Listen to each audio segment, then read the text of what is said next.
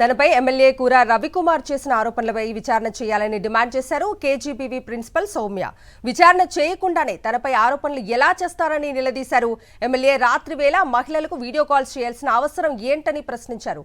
2 నెలలుగా తనను వేధింపులకు గురి చేస్తున్నారని, తనకు మద్దతు ఇచ్చిన వారిపై సైతం దాడులు చేస్తున్నారని ఆవేదన వ్యక్తం చేశారు. నేనైతే సర్వీస్లో జాయిన్ అయ్యి 2013 నుంచి ఇప్పటి వరకు నేను ప్రిన్సిపల్గానే నా సర్వీస్ అన్నది స్టార్ట్ చేశాను. ఇంతవరకు ఎలాంటి రిమార్క్ కూడా నా పైన లేదు. అటువంటిది ఈ 2 నెలలుగా నేను అనుభవించిన మానసికమైన వేదన, దాన్ని బేస్ చేసుకొని అనుభవించిన ఫిజికల్ హెరాస్మెంటు, అది మీడియా ముందుకు వచ్చి నేను చెప్పాను. నేను ఇంతవరకు ఏదైతే చెప్పానో అదంతా కూడా వాస్తవం అని మరొకసారి మీ అందరికీ తెలియజేసుకుంటున్నాను. ఎంత మానసిక శోభ అనుభవించకపోతే నేను సూసైడ్ వరకు వెళ్తాను చెప్పండి. అబద్ధాలు చెప్పాల్సిన అవసరం నాకైతే లేదు. అలాంటి నేచర్ కూడా నాది కాదు. అయితే చాలామంది నా మీద నెగిటివ్గా మహానటి అలాంటి ట్రోల్స్ కూడా చేశారు. అంత నటించాల్సిన అవసరం అయితే నాకు ఏ విధంగా కూడా లేదండి.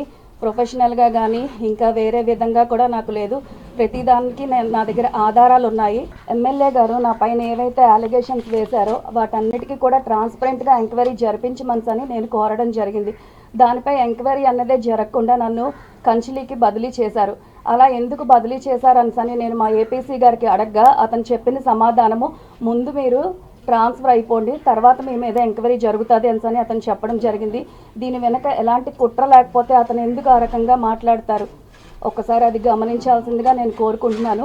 ఈ విషయంలోని ఏపీసీ గారు మెయిన్ ఒక అధికారి అయ్యుండి ఒక స్థానిక ఎమ్మెల్యే గారు ఏవైతే నా పైన వచ్చిన కంప్లైంట్స్ అయితే అతని దృష్టికి తీసుకువెళ్లారో వాటిపైన అతను ఎందుకు ప్రాపర్గా ఎంక్వైరీ చేయలేదు? అతను ఎంక్వైరీ చేయకుండా దేని బేసిస్ చేసుకొని నన్ను ఒక నోట్ ఫైల్ తయారు చేసి కలెక్టర్ గారికి పెట్టి ఈమెని ట్రాన్స్ఫర్ చేయండి అని ఏ బేసిస్తో చెప్పగలరు? ఒకసారి ఆ విషయాన్ని గమనించగలరని మీకు చెప్తున్నాను. నేను ఇంతవరకు కూడా కేజీబీవీ పొందూరులో 2022 ఆగస్టు 15న జాయిన్ అయ్యాను.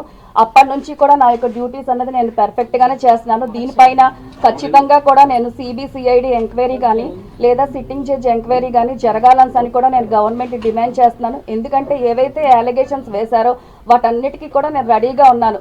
నన్ను నేను నిరూపించుకోవడానికి రెడీగా ఉన్నాను. నా సైడ్ ఏమైనా మిస్టేక్స్ ఉన్నా, నేనేమైనా తప్పులు చేస్తే అప్పుడు నేను భయపడాలి. నా సైడ్ నేను ఏం మిస్టేక్స్ చేయలేదు కాబట్టే నేను ఈ రకమైన ఎంక్వైరీకి జరగాలి అని కోరుకుంటున్నాను. మీ అందరికీ కూడా నేను ప్రూఫ్స్ చూపిస్తాను. స్కూల్కి వెళ్ళట్లేదు అని చెప్పడం జరిగింది. ఇవి నేను ఇప్పుడు ఫేషియల్ అటెండెన్సే ఉంటుందండి. అంటే మనం స్కూల్ లొకేషన్లో మాత్రమే అటెండెన్స్ తీసుకోవాలి. దానిలో మనం ఎలాంటి కూడా మాయలు చేయడానికి ఉండదు, ఎలాంటి మ్యాజిక్స్ చేయడానికి కూడా ఉండదు.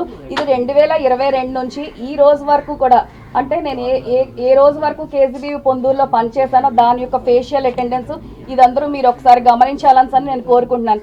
నేనైతే ఎప్పుడు స్కూల్కి వెళ్ళను అని స్థానిక ఎమ్మెల్యే గారు చెప్పారు. దానికి ఇదే నిదర్శనం.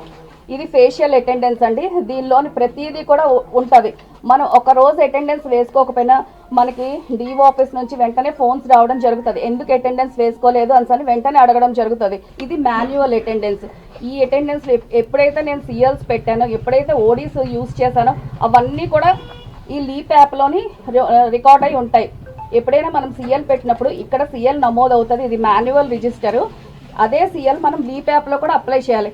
ఇది మీరు టాలీ చేసుకుంటే మీకు నేను స్కూల్కి రోజు వెళ్తున్నానో లేదో మీకు తెలుస్తుంది. ఇప్పుడు ఆ స్కూల్లో బెదిరింపు చర్యలు జరుగుతున్నాయండి. ఎందుకు అంత బెదిరింపు చర్యలు చేపట్టాలి? స్కూల్కి ఒక 4 వ్యక్తులు వెళ్ళి ఎమ్మెల్యే గారు మనుషులమని చెప్పి ఎందుకు టీచింగ్ అండ్ నాన్ టీచింగ్ స్టాఫ్తో సంతకాలు పెట్టించుకోవాలి చెప్పండి? నేను ఏదైతే నాకు అన్యాయం జరిగిందో ఆ అన్యాయం కోసమే నేను బయటకు వచ్చి చెప్పడం జరుగుతుంది. ఈ అన్ని ఫేక్గా పెయిడ్ ఆర్టిస్టులు పెట్టి ఇలాంటి వీడియోస్ రిలీజ్ చేయడం ఎందుకు చెప్పండి?